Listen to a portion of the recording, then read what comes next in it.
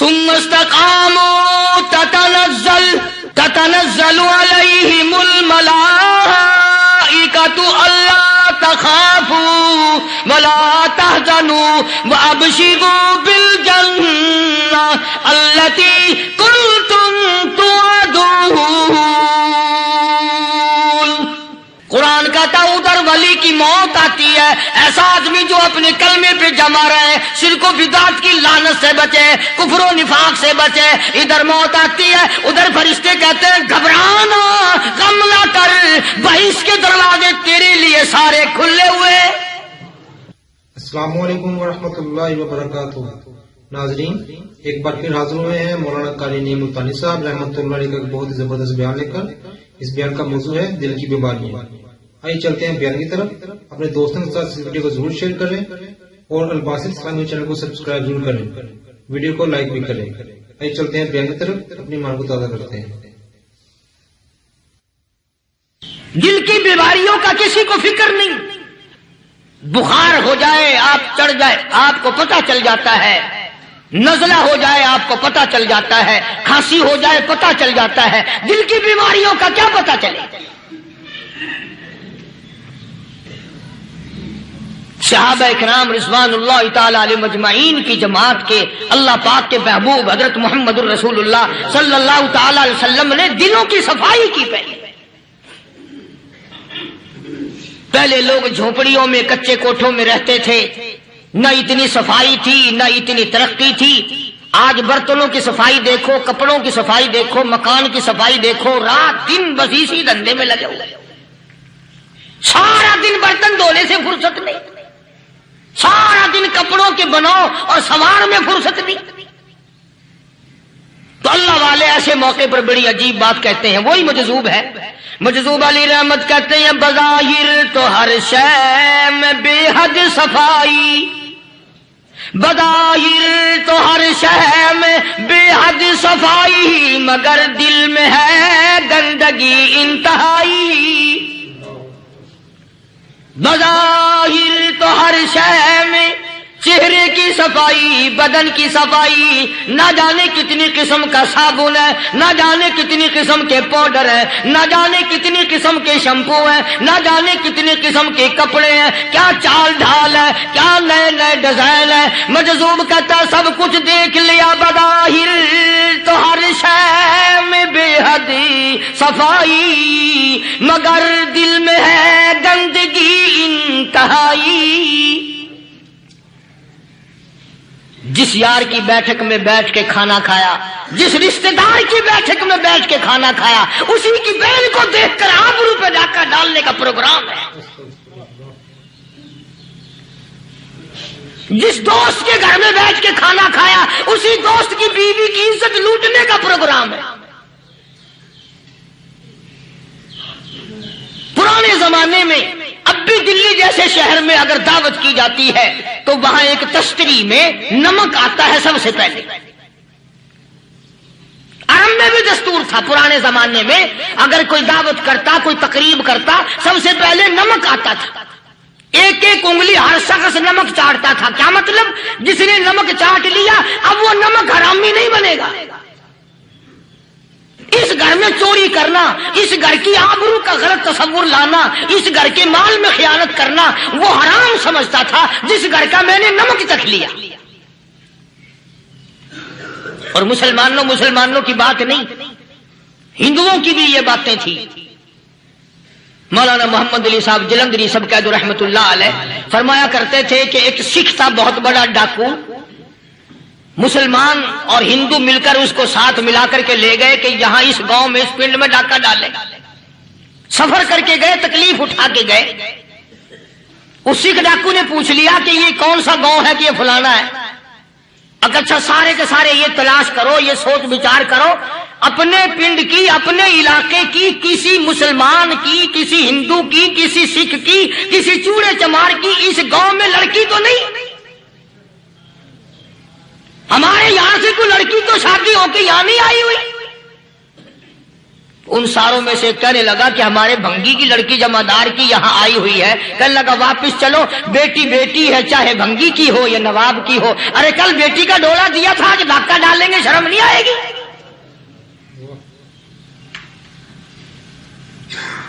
آج وہ تصور کہاں چلے گئے؟ اور ہم سب روتے پھرتے ہیں سکون نہیں، سکون نہیں، اطمینان نہیں. ارے اطمینان آئے گا کیسے؟ ہمارے دل بے ایمان ہے، نیتیں خراب ہے، آئے گا کہاں سے؟ صحابہ کرام رضوان اللہ تعالی علیہ مجمعین کی جماعت نے اس قدر اس بات پہ محنت کی اور کوشش کی کہ غلط لقمہ بھی پیٹ کے اندر نہ چلا جائے. چنانچہ میں علی الاعلان کہتا ہوں 1,29,000 صحابہ کرام، کالی کملی والے کے دیوانے اور پروانے، حضور کے یار جانثار، حضور کے ساتھ فاقہ کھانے والے، فاقوں مرنے والے، پتھر کھانے والے، اپنے بچوں کے ٹکڑے ہوتے ہوئے دیکھ کر لا الہ الا اللہ محمد الرسول اللہ کی صدا بلند کرنے والے صحابہ کرام کا یہ حال تھا. پیدل سفر کر کے جاتے تھے یہودی عیسائی، شام نکل گئے، فلسطین نکل گئے، ہندوستان آ گئے، 2 سال لگ جاتے تھے. اپنی جوان بیٹیوں کو مسلمانوں کے گھروں میں چھوڑ کے آ جاتے تھے. کبھی نگاہ نبوت نے جن کو رنگ دیا تھا، کبھی کسی صحابی پہ ذرہ برابر الزام نہیں لگا. ان یہودیوں کا، ان عیسائیوں کا یہ عقیدہ تھا کہ محمد صلی اللہ علیہ وسلم کے جو غلام ہیں، ان کی نگاہ بھی پاک ہے، ان کے دل بھی پاک ہے، ان کے ارادے بھی پاک ہیں، ان کے ہاتھ بھی پاک ہیں.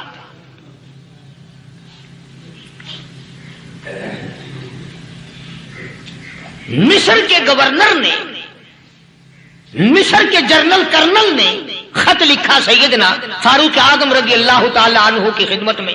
دور خلافت ہے حضرت فاروق اعظم کا. کیا خط لکھا کہ حضور مجھے کافی وقت گزر گیا ہے اور فلاں علاقے میں آپ کے حکم سے ہم نے جانا ہے اور راستہ صرف ایک ہے اور اس راستے میں جال بچھا دیا گیا. اب مجھے مشورہ دیں، میں کیا کروں؟ حکم دیں مجھے. جال کیا بچھا دیا گیا کہ ہمیں پتہ چل گیا ہے عیسائیوں نے پروگرام بنایا، سینکڑوں لڑکیاں تلاش کر کر کے بڑی خوبصورت حسینہ اکٹھی کی ہیں، ان کو گانے بجانے کی ٹریننگ دی ہے، ان کو اچھی اچھی آوازوں والی لڑکیاں ڈھونڈ کے لائے ہیں اور انہوں نے یہ پروگرام بنایا کہ جب مسلمانوں کی فوج اس گلی سے گزرے گی ان کوٹھوں کے اوپر چڑھ کے گانا بجانا کریں گے تاکہ ان کے دل میں بدماشی آئے اور ان کا بیڑا غرق ہو.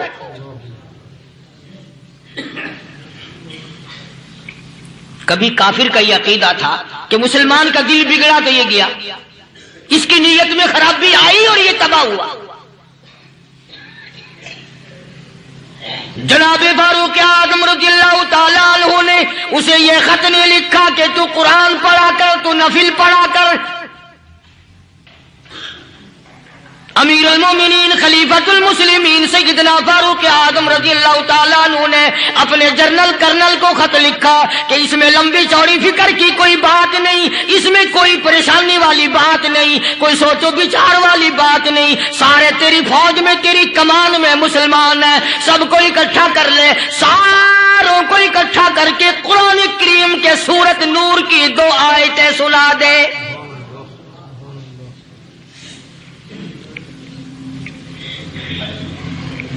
یہ بھی نہیں فرمایا کہ سزا سناؤ، اتنے کوڑے لگیں گے، جو خلاف کرے گا یوں قید ہوگی، یہ کورٹ مارشل کر دیا جائے گا. کچھ نہیں.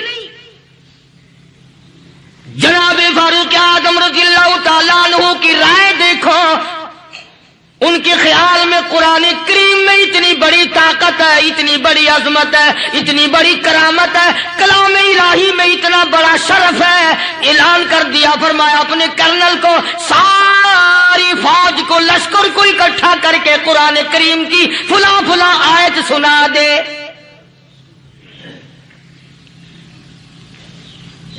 اور اس کے بعد بے دھڑک فوج کو، لشکر کو اسی راستے سے گزار کے لے جا، بے دھڑک لے جا.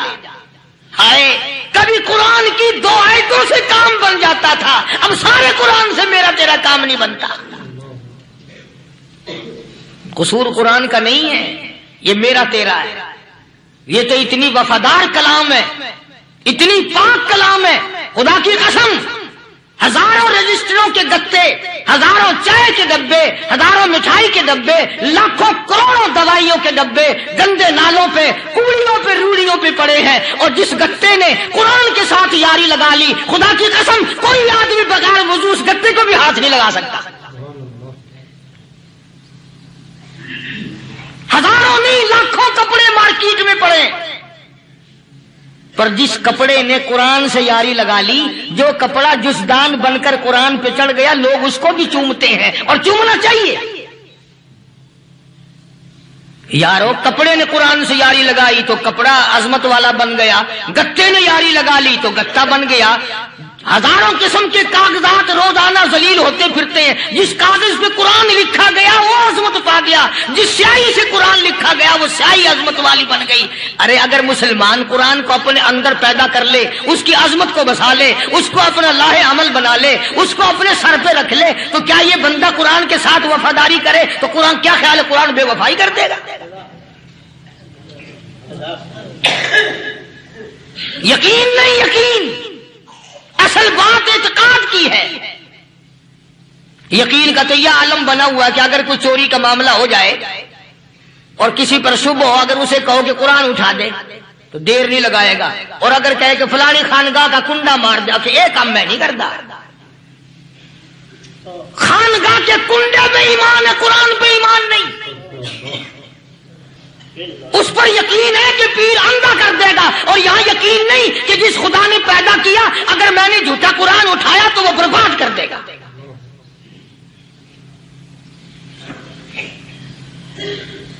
عجیب عجیب لوگ۔ چنانچہ مصر کے کرنل نے، مصر کے جنرل نے ساری فوج کو اکٹھا کر لیا۔ اس نے بھی یہ بات تو نہیں کہی کہ فاروق اعظم کو دوبارہ خط لکھتا کہ حضرت یہ تو 2 آیتیں آپ نے لکھی، یہ تو سارا قرآن روز پڑھتے ہیں، پر بنے گا کیا؟ جیسے فاروق اعظم کا یقین تھا، فاروق اعظم کی فوج کے کرنل کا بھی یقین ہے، فاروق اعظم کے فوج کے جنرل کا بھی یقین ہے۔ اس نے ساری فوج کو اکٹھا کیا، لشکر کو جمع کیا، اور اس کے بعد کہنے لگا قل للمؤمنین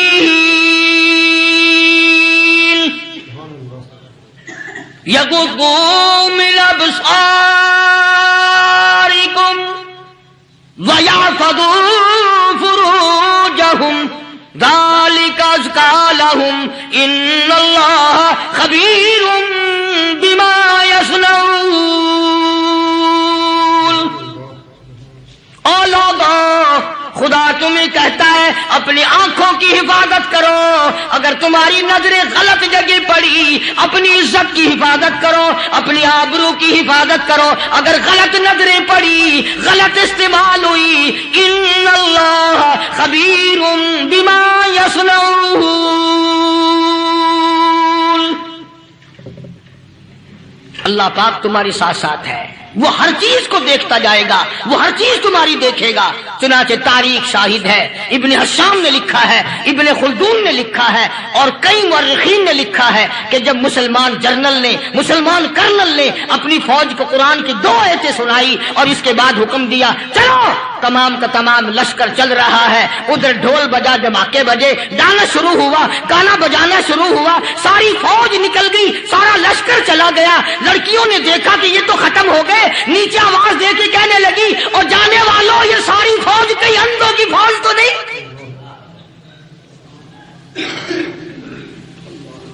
یہ حسن کا نظارہ اور یہ ڈانس اور یہ آواز، ہم ناچ ناچ کے تھک گئی، کوئی سر نہیں اٹھاتا۔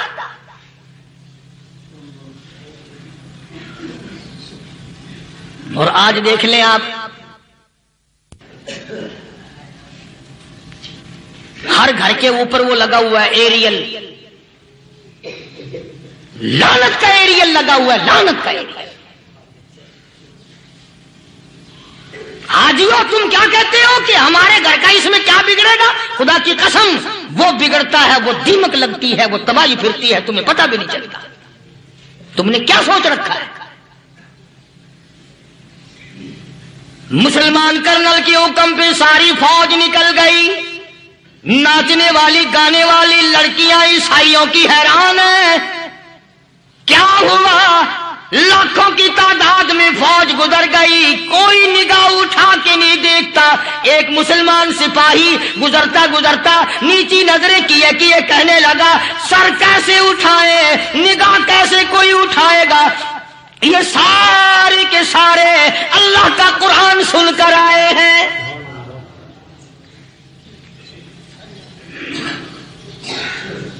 कैसे कोई निगाह उठाएगा, कैसे कोई सर को उठाएगा। ये सारे के सारे अल्लाह का कुरान सुनकर आए हैं।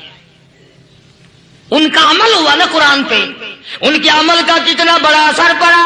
मुअर्रिखीन ने लिखा, इब्ने हिशाम लिखता है, ईसाई लड़कियों ने छलांगे लगा दी, कोठी से नीचे आ गई, कहने लगी आम मुसलमानों वो कुरान हमें भी सुना के जाओ जिसमें इतनी स्पिरिट है, इतनी ताकत है, जो हुस्न के नजारे से रोक दे, जो गाने बजाने से रोक दे। ये तो आदमी के दिल का सुकून है। न गाना सुनते हो, न हुस्न का नजारा करते हो, जाते वाले यूं ना जाओ, हमें भी वो कुरान सुना के जाओ।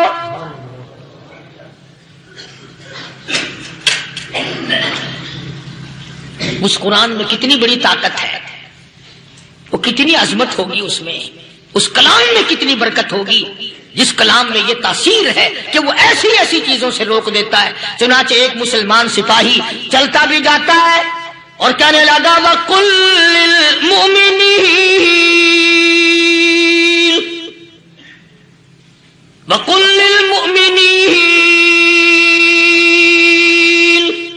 कुरान की आयत पढ़ के सुनाई। सैकड़ों नहीं बेशुमार लड़कियां एक मुसलमान की जुबान से अल्लाह का कुरान सुन के कहने लगी, और जाने वालों छोड़ के ना जाओ, हमें भी कलमा पढ़ाओ।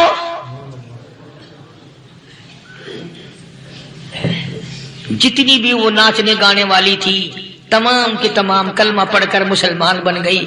और मुअर्रिखीन ने लिखा है, आखिरी दम तक कुरान की शादाई और दीवानी बन के गुजरी हैं। फिर वो लड़कियां जो रात दिन हुस्न जमाल का पैकर बनी रहती थी, उलमा ने लिखा है जब मौत आई, एक एक के बदन में कपड़े लिबास में मौत आई तो 50-50 टाटी लगी हुई थी।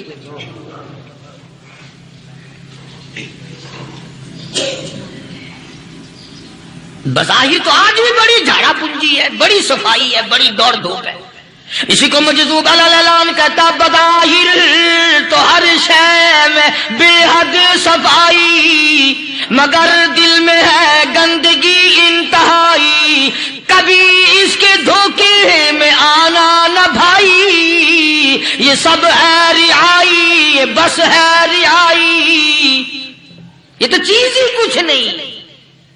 बड़े बड़े धंधे हमें पलटते देखे, बड़े बड़े निजाम बिगड़ते देखे। मोहम्मद अरबी सल्लल्लाहु ताला अलैहि वसल्लम के दरबार में बड़े बड़े लोग आते थे। अल्लाह गनी, निगाह नबूवत ने जिसको रंग दिया, सुभान अल्लाह, फिर कीमत तो बन गया, वो इस्लाम की दौलत से पीछे ना हटा। कोई पीछा फिर के देखा ही नहीं कि हम क्या कर रहे हैं। एक लज्जत थी, एक कैफ था, एक सुरूर था सहाबा किराम का। कहां से वो चीज हम लाएं, कैसे हम में वो चीज पैदा होगी। जंगे बदर हुआ, बड़ी बेहतरीन बात है, तब लिख के ले जाओ, इंशाअल्लाह कब्रों में दुआएं दोगे। जंगे बदर हुआ, 70 से ज्यादा काफिर पकड़े गए, मदीने में पकड़ के कैदी बना करके लाए गए। तंगदस्ती का जमाना है, 1 साल नहीं हुआ मुसलमान उजड़ के आए थे, मार खा के आए, परेशान होकर आए, धन दौलत छोड़कर लुटा कर आए। इनके पल्ले क्या था।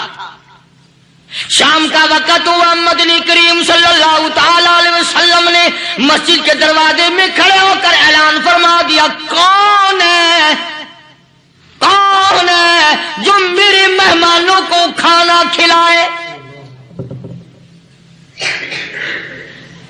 और वो मेहमान कोई शहंशाह नहीं थे, हैं भी काफिर, हैं भी इस्लाम के दुश्मन, आए भी सहाबा किराम को मारने, मैदान जंग से पकड़ के लाए गए, जंगी कैदी हैं। उस नबी की तरफ कभी मुंह किया कर जिस नबी का तू गुलाम है, उम्मती बना फिरता है। فرمایا کون ہے جو میرے مہمانوں کو کھانا کھلائے؟ صحابہ کرام میں سے کسی نے 2 پکڑ لیے، کسی نے 1 کو ساتھ لے لیا۔ ایک نادار سا غریب سا صحابی ہے، اس نے ساتھ لے لیا ایک مہمان اور گھر لے کے گیا۔ بیوی کو کہنے لگا کہ کھانا کتنا ہے؟ کہ بس 1 آدمی جوگا ہے، 1 آدمی کافی ہوگا۔ کان میں کہنے لگا اپنی بیوی کے، دستور تھا عرب کا، مہمان اور میزبان اکٹھے کھایا کرتے تھے۔ اپنی گھر والی کے کان میں کہنے لگا کہ اس کے آگے کھانا رکھ دیں گے مہمان کے، جب یہ کھانا شروع کر دے گا کسی بہانے سے دیوا بجھا دیو، میں یوں ہی منہ کو خالی ہلاتا رہوں گا، یہ کھانا کھا لے گا، پیٹ بھر جائے گا اس کا۔ چنانچہ کھانا آگے رکھ دیا، جو کچھ بھی تھا۔ اس نے کھانا شروع کیا کہ جی آپ بھی کھائیں، کہ ہاں ہاں میں بھی کھا رہا ہوں۔ بس یوں ہی کھانے میں بھی ہاتھ لگائے، منہ کو بھی ہاتھ لگائے اور منہ کو چلائے بھی برابر۔ بیوی نے چراغ بجھا دیا۔ یہ عمل تو صحابی کر رہا ہے اپنے گھر میں۔ ادھر قرآن کریم نازل ہو گیا محمد کریم صلی اللہ علیہ وسلم کے ساتھ میں، فرمایا وَيُؤْثِرُونَ عَلَىٰ أَنفُسِهِمْ وَلَوْ كَانَ بِهِمْ خَصَاصَةٌ وَمَن يُوقَ شُحَّ نَفْسِهِ فَأُولَٰئِكَ هُمُ الْمُفْلِحُونَ۔ اور میرے محبوب مبارک ہو، تیری امت میں ایسے لوگ بھی ہیں جو اپنا منہ خالی ہلا رہا ہے، بیوی بھوکی بیٹھی ہے، چراغ بجھائے بیٹھی ہے اور اپنے ہاتھ کو خالی چلا رہا ہے، اور میرے بندے کا پیٹ بھر رہا ہے۔ اور میرے محبوب مجھے اپنی عظمت کی قسم، میں تیری ان دیوانوں پہ جنت واجب کر چکا۔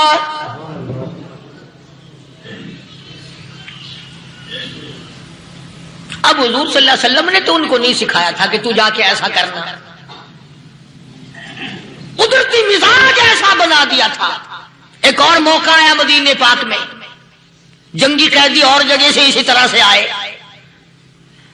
ایک صحابی ایک اور آدمی کو، جنگی قیدی کو کافر میں گھر لے گیا۔ بیوی کہنے لگی کہ 1 ہی آدمی کا کھانا ہے بس۔ انہوں نے کہا اس کو دے دو۔ وہ کافر جنگی قیدی کہنے لگا جی آپ بھی کھائیں، کہنے لگا بھی بات ہے صاف، 1 آدمی کا کھانا ہے، تو کھانا کھا، میں درخت کے پتے چبا لیتا ہوں۔ وہ کہنے لگا میں کھاؤں گا پتے۔ انہوں نے کہا تو رئیس آدمی ہے مکے کا، میں پرانا غریب ہوں، مجھے پتے چبانے کی عادت ہے، تیرے پیٹ میں درد نہ ہو جائے، میں عادی ہوں پتے چبانے کا۔ اس نے پتے چبا لیے۔ کافر مسافر اور مہمان جو تھا جنگی قیدی، اس کو کھانا کھلا دیا۔ دوسرے دن پھر ایسی نوبت آئی، اس نے کہا آپ بھی میرے ساتھ کھانا کھائیں گے؟ کہ نہیں بھائی تو کھا، میں بچے چبانے کا عادی ہوں۔ 2 دن تو اس کافر نے کھانا کھا لیا، اور جب تیسرے دن اس کے آگے کھانا آیا، انہوں نے کہا بھائی تو ہی کھا، بس اتنا ہی کھانا ہے، میں تو میاں بیوی ہم تو پتے چبا لیں گے۔ اور کہنے لگا مدینے والوں تم خود پتے چباتے ہو، دشمنوں کو کھانا کھلاتے ہو، آج میری بھی ایک شرط ہے، پہلے کلمہ پڑھا پھر کھانا کھلا۔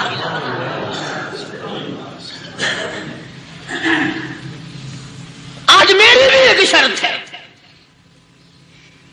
2 دن کے عمل نے کفر کو مٹا دیا، اسلام چمک گیا۔ 2 دن کے عمل نے، میرا تیرا 60 سال کا عمل ہے، کبھی کسی کافر کو مسلمان بنایا؟ الٹے کام، ہر غلط، ہر معاملہ الٹا ہی ہے۔ ہر آدمی بیزار ہوتا ہے، یار دین تو کچھ نہیں، یار اسلام کچھ نہیں، یارو ایمان کچھ نہیں۔ اسی کو قرآن کریم نے للکار کی آواز دے کے فرما دیا لوگوں ایسی گڑبڑ نہ کرو ورنہ میں وہ خدا ہوں فأخذتكم الصاعقة وأنتم تنظرون۔ جبریل امین نے ایک چیخ ماری، ساری قوم کے جگر پھٹ گئے۔ میں وہ خدا ہوں لا تركضوا وارجعوا إلى ما أترفتم فيه ومساكنكم لعلكم تسألون۔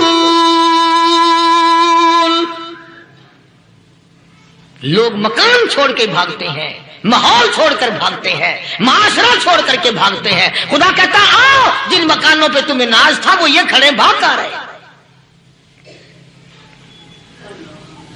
اسی کو قرآن کریم کہتا ہے ان الذین قالوا ربنا اللہ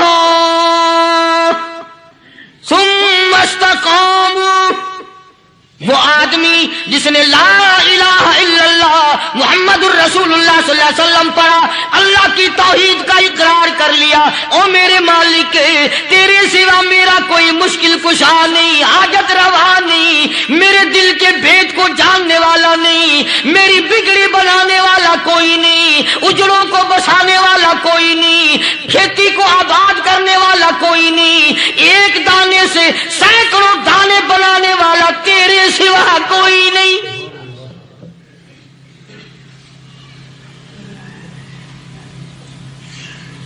کھیتوں میں جاؤ،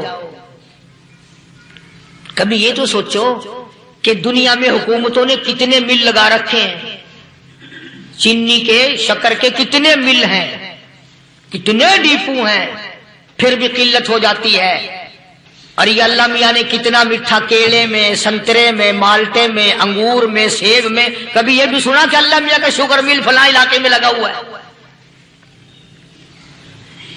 کبھی یہ تو دیکھو کہ یہ قدرت کاملہ کے سوا اور کون پیدا کر رہا ہے؟ فرمایا جس نے اللہ کی توحید کا اقرار کر لیا، محمد عربی صلی اللہ علیہ وسلم کی ختم نبوت کا اقرار کر لیا، خدا کے بعد خدا کوئی نہیں، مصطفیٰ کے بعد نبی کوئی نہیں۔ پھر قرآن نے شرط لگائی ثم استقاموا، پھر اس پر جمع رہے، ڈٹا رہے، یوں نہیں کہ کبھی ادھر لڑک گیا کبھی ادھر لڑک گیا۔ لوگ تو بدل جاتے ہیں، لوگوں کا کیا؟ پچھلے سال کی بات ہے، یہی مغرب کی نماز کے بعد گرمی کے موسم میں میں یہاں بیٹھا ہوا تھا باہر، آگے شہر کے وہ آدمی وہ کہنے لگے جی ایک کام آئے ہیں۔ میں نے کہا کیا؟ کہ 25,000 روپے چوری ہو گیا ہمارا، بتاؤ ہمیں۔ میں نے کہا مجھے کیا پتا؟ انہوں نے کہا نہیں سارا شہر کہتا ہے کہ قاری نہیں بتا دیتا ہے۔ میں نے کہا اچھا یہ یوں نہیں جانے کا؟ میں نے کہا پھر آپ دے لوں گا۔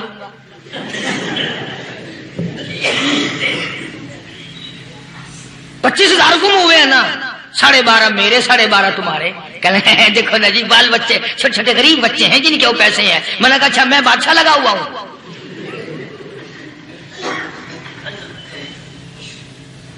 انہوں نے کہا جی سودا مہنگا۔ میں نے کہا پھر کہیں اور چلے جاؤ۔ کتنا میں نے سمجھایا نہیں ماننا کہ اگر ہمیں یوں پتہ چل جائے مولویوں کو ولیوں کو تو پھر یہ لاکھوں کروڑوں پولیس والے رکھنے کی ضرورت ہے بھلا؟ اتنی بڑی فوج کا رکھ کر کیا کریں گے ہم؟ اربوں روپیہ فوج کا خرچہ ہے، 2 ولی، ایک ولی کو اس بارڈر پہ بٹھا دیں گے، ایک ولی کو اس بارڈر پہ بٹھا دیں گے، پھر ہم بڑھانا دیں گے اولیاء کرام رجمت۔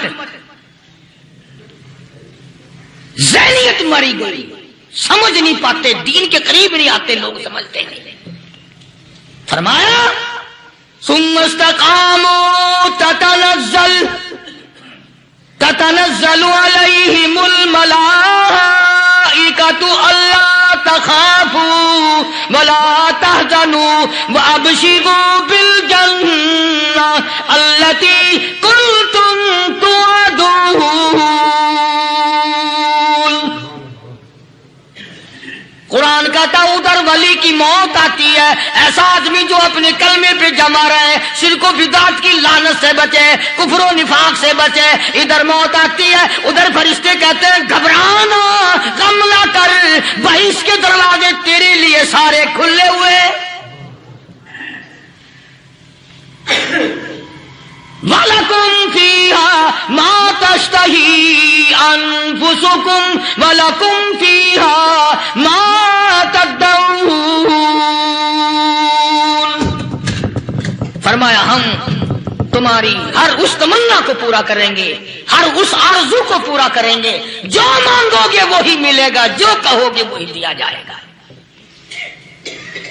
نحن اولیاؤکم فی الحیات الدنیا وفی الآخرہ، ہم دنیا میں بھی تمہارے کارساز ہیں، ہم آخرت میں بھی تمہارے کارساز ہیں، ہم دنیا میں بھی تمہارے دوست ہیں، آخرت میں بھی تمہارے دوست ہیں، اور خدا کے یہاں وہ انعام ملے گا۔ اللہ غنی رائی کے دانے کے برابر نیکی کی ہوگی، جب پڑھا پہاڑوں کے برابر ثواب ملے گا تو آدمی حیران ہوگا، یا اللہ تیرے جیسا بینک تو کسی کا بھی نہیں۔ رائی کا دانہ لے کر پہاڑ واپس کر دیا، مالک نے نجات کا ذریعہ بنا دیا۔ فرمایا نزلا من غفور رحیم، یہ مہمانی ہے پروردگار عالم کی طرف سے۔